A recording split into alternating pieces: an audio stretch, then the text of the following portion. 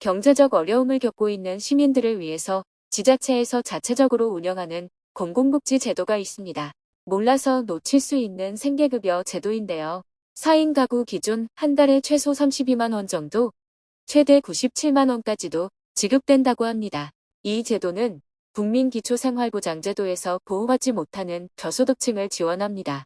쉽게 말해서 수급자가 되지 못한 복지사각지대의 노인분들을 위한 지자체 지원금 제도인 것이죠. 이 복지 정책으로 생계급여를 포함한 다양한 지원을 제공받을 수 있습니다. 소득이나 재산 때문에 수급자로 선정되지 못했다면 오늘 내용 확인해 보시면 좋을 것 같네요. 그 전에 구독과 좋아요 눌러주세요.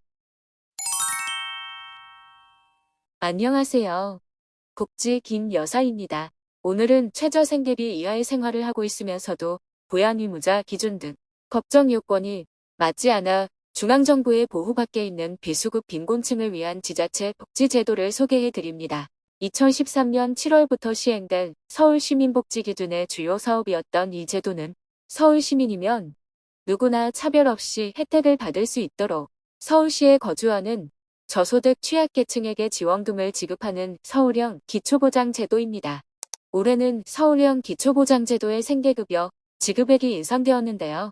새롭게 적용된 내용이 4가지가 있는데요. 해당 내용부터 소개해 드릴게요. 첫 번째 새로운 소식은 지원금 인상 소식입니다. 서울시에서 시정 핵심 철학인 약자와의 동행 기조에 맞춰서 서울형 기초보장제도로 지난해에는 총 3,095명의 빈곤 사각지대 시민을 신규 선정하였었죠.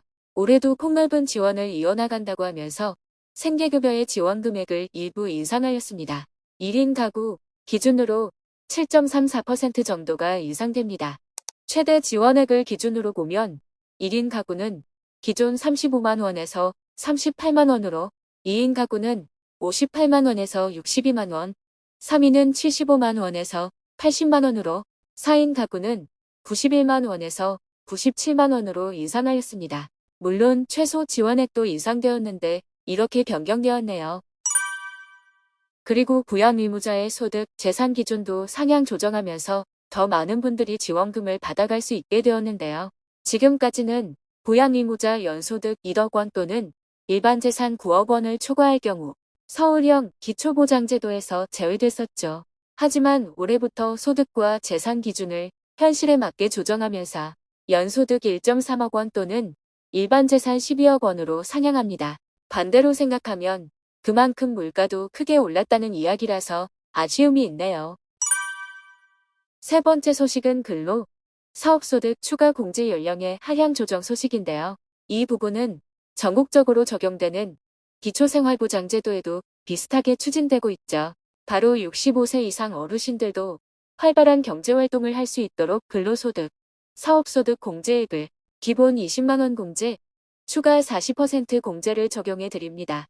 지금까지는 이 공제 기준이 75세 이상에게만 적용되었으나 올해부터 65세부터 적용받을 수 있게 되는 것이죠. 네 번째는 자동차를 보유한 분들에게 적용되는 내용입니다.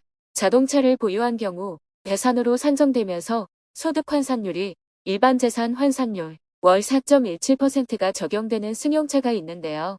이 기준은 1600cc 승용자동차 중 차량 10년 이상 또는 차량가액 200만 원 미만인 경우에 일반 재산의 환산율이 적용되고 있었죠.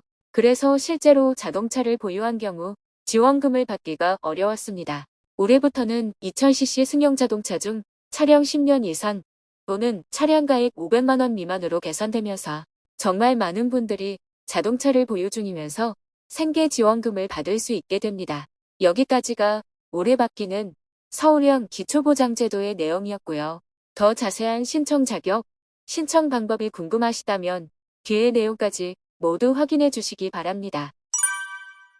서울형 기초보장제도란 생활 수준은 어려우나 국민기초생활보장제도 선정 기준을 초과하여 정부 지원 사각지대에 있는 비수급 빈곤층을 지원하는 제도입니다. 대상자 기준 및 선정 방식도 살펴보면 신청일 현재 서울시 거주자로 신청인의 소득, 재산 기준을 동시 충족되어야 합니다.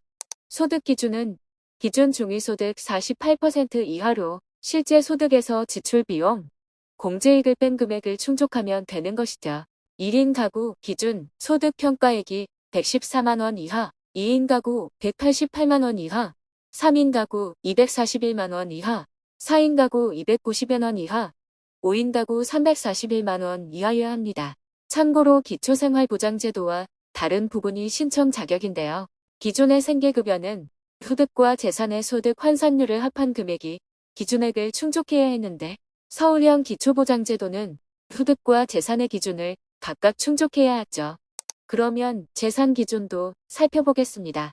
해당 세대의 일반 재산과 자동차 재산, 금융재산 등 총자산이 1억 5,500만원 이하여야 하는데 주거용 자산을 포함하는 경우 총자산이 2억 5,400만원 이하여야 하죠.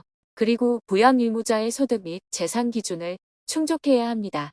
참고로 재산 산정은 총자산에서 부채는 공제받을 수 있고 미성년 자녀를 양육하는 경우 자녀 1인당 금융재산을 최대 1,000만원씩 추가 공제받을 수 있습니다.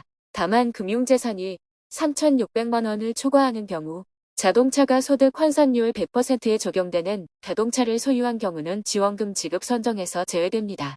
신청은 연중 아무 때나 동주민센터에 직접 방문하여 신청할 수 있어서 재산 및 소득 기준을 충족하는 분들은 주민센터로 가셔서 상담받아 보시면 좋을 것 같네요. 오늘은 서울시에서 시행하고 있는 생계급여 제도를 소개해 드렸는데요. 기본적으로 중앙정부의 생계급여 제도를 이용하기 어려운 사람들을 위한 복지제도로 서울시에 거주한 분들만을 위한 생계급여입니다. 다른 지역에 계신 분들은 지자체별로 시행하고 있는 지원 제도들도 다음에 정리해 드릴 예정이지만 급하게 지원이 필요한 분들은 각 지역별 주민센터, 복지센터로 지자체 복지제도가 있는지 문의해 주시면 좋을 것 같네요. 오늘 내용이 유익하셨다면 구독과 좋아요 부탁드립니다.